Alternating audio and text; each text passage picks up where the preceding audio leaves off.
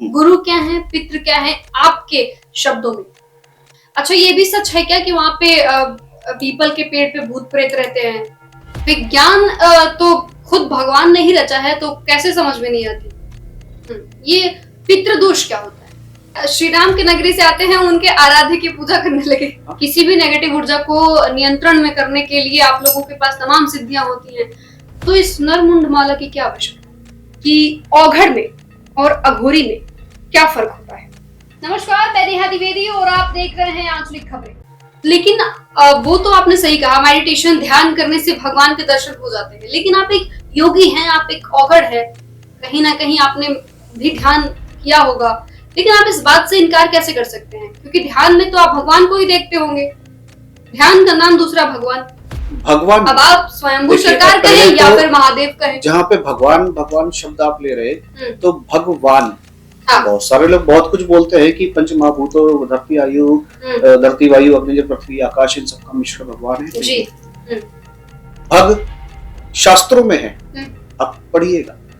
भग अर्थात संभोग, वान अर्थात प्राप्ति।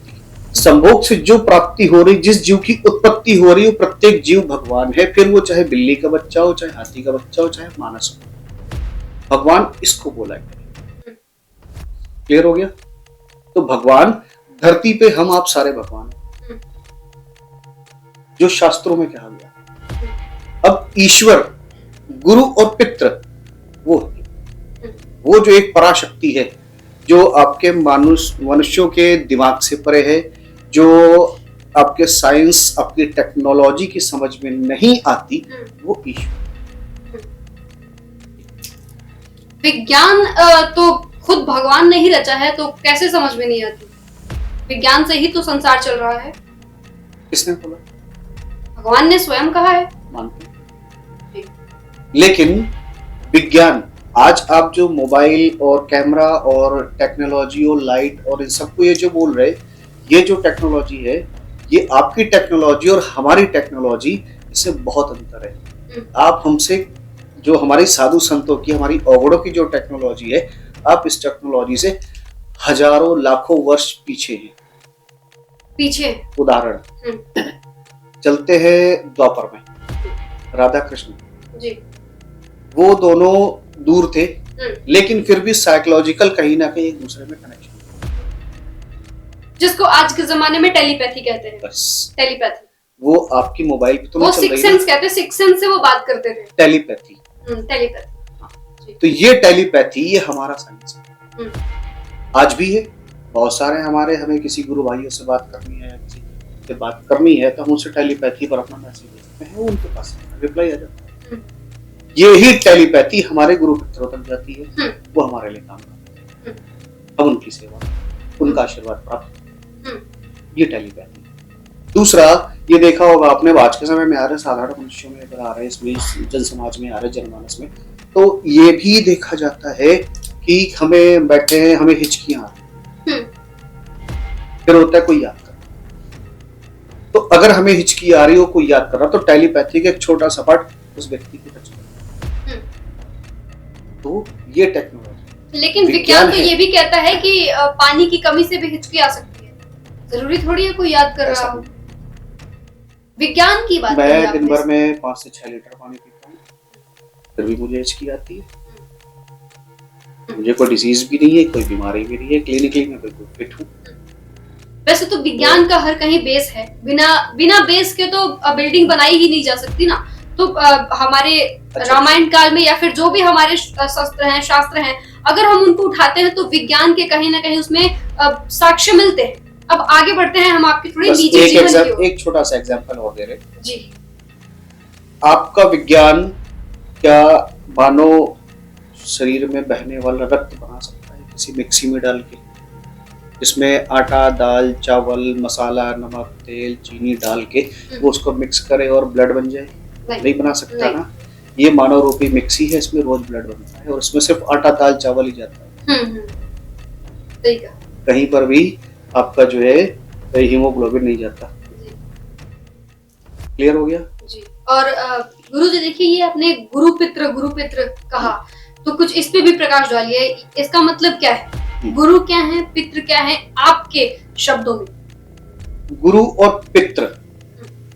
गुरु लोग कहते हैं, आजकल बहुत सारा वो श्लोक चलना देखता रहता हूँ, वो चलते हैं फेसबुक और स्टेटस पे जो चलते रहते हैं।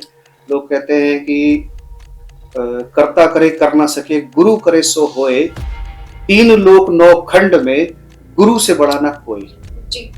तो इसमें मैं सिर्फ एक शब्द का विरोध करूंगा कि गुरु से बड़ा तो ईश्वर ही है, ईश्वर ही रहेगा, महाकाल ही रहेगा, उसका कोई जोड़ नहीं। गुरु सबसे पहले है, और गुरु सबसे पहले इसलिए है कि गुरु बताता है कि वो महाकाल है। गुरु अच्छे और बुरे से, अच्छे और बुरे कर्मों से, अच्छे और बुरे समाज से आपका साक्षात्कार कराता है। तो गुरु मार्गदर्शन करता है, इसलिए पहले गुरु है। जीवन में पहले गुरु आया, फिर ज्ञान आया, ज्ञान से सब आया। क्लियर हो गया? तो समझाने का अर्थ यही। तो गुरु सबसे पहले है, लेकिन गुरु कभी भी ईश्वर से बड़ा नहीं है। ईश्वर से बड़ा नहीं, ईश्वर ये से ये तो तथ्य है। ईश्वर गुरु ही आपके अंधकार रूपी जीवन में प्रकाश लाता है। बस गुरु रास्ता दिखाता है, सही रास्ता। अब आते हैं पितरों की बात। तो पितृ उनको कहा गया है जो भी हमारे कुल के पूर्वज हैं, जिन्होंने किसी भी कारण से शरीर का त्याग करने के बाद में अब जो है वो हमारे पितृ कहलाते हैं। पितृ में भी 3 प्रकार के पितृ होते हैं। पहले पितृ वो होते हैं जो हमारे जो दिवंगत हैं, दादा, नाना, परदादा, परनाना। जब से हमारा कुल चलता आ रहा, हमें तो याद नहीं है, हमें तो 4 पीढ़ी का भी नहीं याद है, लेकिन जहां से हमारा कुल चलता चला आ रहा, तो वहां से बहुत सारे ऐसे हैं दादा परदादा जिनको अभी ना ही मोक्ष हुआ है, ना ही जन्म मिला है। वो कहीं ना कहीं शायद भटक रहे हैं, किसी पीपल के वृक्ष पे, किसी वट के वृक्ष पे, किसी नदी धारा, जलधारा के किनारे, या कहीं पहाड़ों में, किसी न किसी स्थान पर वो भटक रहे होंगे। तो एक तो पितर वो होते हैं जो धरती पर आए, विवाह किया, आगे उन्होंने हमें यहाँ तक पहुंचाया, उन्होंने विवाह किया, इसलिए आज हम यहाँ पे बैठे हुए। इसके बाद में दूसरे तरह के जो पितर होते हैं वो होते हैं जिन्होंने हमारे कुल में जन्म तो लिया है, किंतु उन्होंने विवाह नहीं किया। वो सिर्फ कुंवारे ही जन्मे और कुंवारे ही वो दिवंगत हो गए, और उनकी आत्मा कहीं ना कहीं तो भटक रही। तो इसलिए उनको बोला गया दूसरे प्रकार के। तीसरे पितर वो होते हैं जो किसी भी माता के गर्भ में आते हैं, लेकिन वो जन्म नहीं लेते, वो मृत होते हैं। उस तरह के आपने सुना होगा मंत्र है 56 कलवे।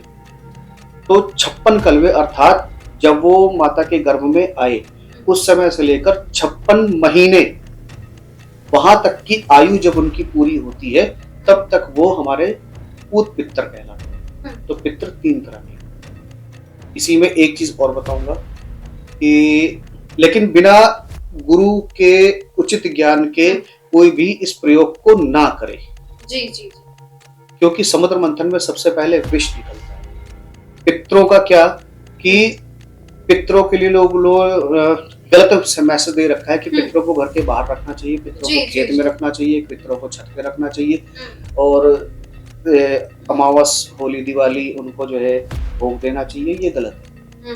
पितर अर्थात हमारे पूर्वज, जैसे जीवित में आप उनको डेली का डेली भोग पानी दे रहे हो, उनको अपने घर में रख रहे हो, उनको घर के भीतर एक उचित स्थान है जो उनको सेवा चाहिए, वो आप सेवा उनकी डेली के डेली करना स्टार्ट करिए। आपके सभी कलेश, आपके घर में रोग दोष कम होने लगेंगे। आपके तो लेकिन में तो ये तो अंधभक्ति हो गई ना, धन की वृद्धि होने लगेगी। ये तो अंधभक्ति हो गई ना। अंधभक्ति नहीं। जब कहा जाता है कि जब एक शरीर खत्म हो जाता है तो वो आत्मा से परमात्मा का मिलन हो जाता है, और एक शरीर मरते ही दूसरे शरीर को धारण कर लेती है। तो फिर ऐसे पितृ को खाना मतलब ये तो अंधविश्वास की तरफ समाज को बढ़ावा देना हो गया। इसका उत्तर मैं पहले दे चुका हूँ कि हमारे पितृ जो भटक रहे हैं उनके लिए ये भोग पानी रखा जाता है। लेकिन गुरुजी हमें कैसे पता चलेगा वो भटक रहे हैं?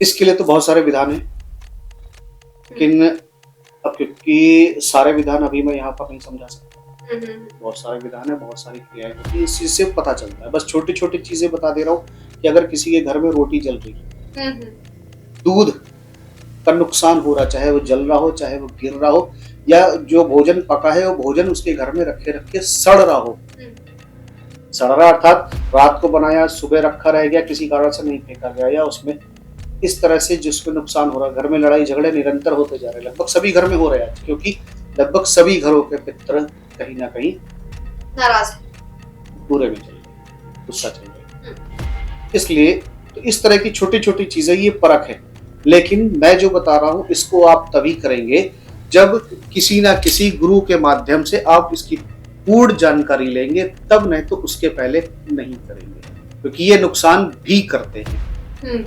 इसलिए मैं पहले ही लोगों को बता देना चाह रहा हूँ गुरुजी कि मेरे कहने पे मत जाए, अपनी बुद्धि से परखे फिर आगे।